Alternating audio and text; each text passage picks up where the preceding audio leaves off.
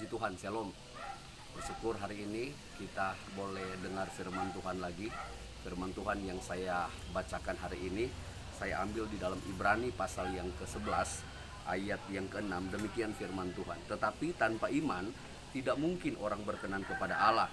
Sebab barang siapa berpaling kepada Allah, ia harus percaya bahwa Allah ada dan bahwa Allah memberi upah kepada orang yang sungguh-sungguh mencari Dia. Puji Tuhan. Biarlah firman Tuhan hari ini memberikan kita kekuatan, kemampuan untuk kita tetap teguh berdiri di tengah-tengah apa yang Tuhan izinkan terjadi atas hidup kita. Nah, saudara, terkait dengan virus corona yang hari-hari ini kita masih alami bersama-sama, beritanya masih panas, masih marak di media-media, baik media online, media televisi, media cetak, dan semua info-info yang dibicarakan masih seputar virus corona. Nah, info dari kesehatan, dari dunia medis bahwa virus corona ini hanya bisa dimatikan atau hanya bisa dilawan dengan ketika kita memiliki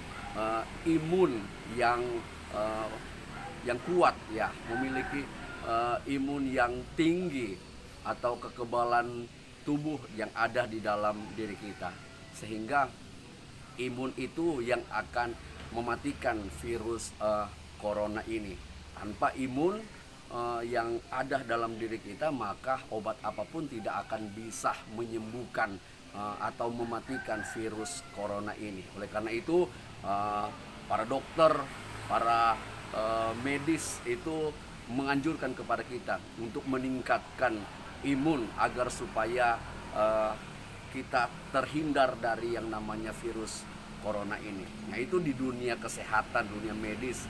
Nah, dalam kerohanian kita sebagai hamba Tuhan, saya mau katakan bahwa ada satu virus yang bisa mematikan kita. Bukan hanya mematikan secara fisik, tetapi kata firman Tuhan bisa mematikan kita hingga kematian kedua, yaitu neraka yang kekal, siksaan yang begitu sangat mengerikan. Virus itu namanya virus dosa.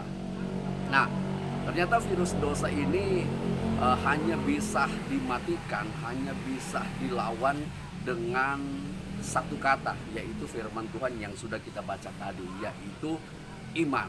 Ya, iman ini akan mengalahkan virus dosa ini. Tanpa iman, maka kita akan dikuasai, kita akan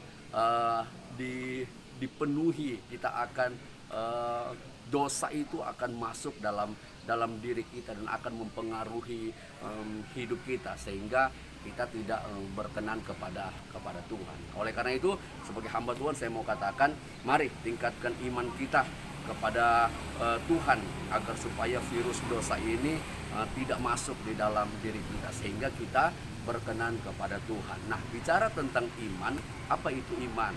Di dalam iman setidaknya ada 4 hal. Yang pertama, iman bicara keyakinan kita kepada Tuhan bahwa Tuhan itu ada dan Tuhan itu berkuasa, dan Tuhan itu namanya Yesus Kristus. Tidak ada Tuhan yang lain selain Yesus Kristus Tuhan.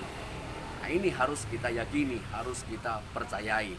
Nah, yang kedua, bicara iman adalah bicara firman Allah ini kita akui sebagai suara Tuhan. Firman Allah ini, Alkitab ini kita akui adalah Allah sendiri. Yohanes 1 ayat 1 katakan bahwa firman itu bersama-sama dengan kita dan firman itu adalah Allah. Ya, harus kita yakini bahwa ini adalah firman Allah, perintah-perintah Allah, suara-suara Allah yang harus kita lakukan.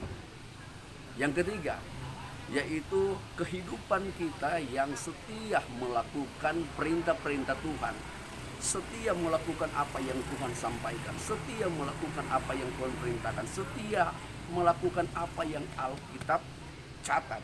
Lakukan dengan penuh kesetiaan, bukan hanya setahun, 2 tahun, 3 tahun, tetapi sampai selama-lamanya, sampai Tuhan Yesus datang pada kali yang kedua, sampai kita diizinkan tinggal di muka bumi ini. Nah, yang keempat, bicara tentang iman adalah bicara tentang menerima fakta hidup, menerima kenyataan. Apa yang Tuhan izinkan terjadi itu baik adanya, terima itu.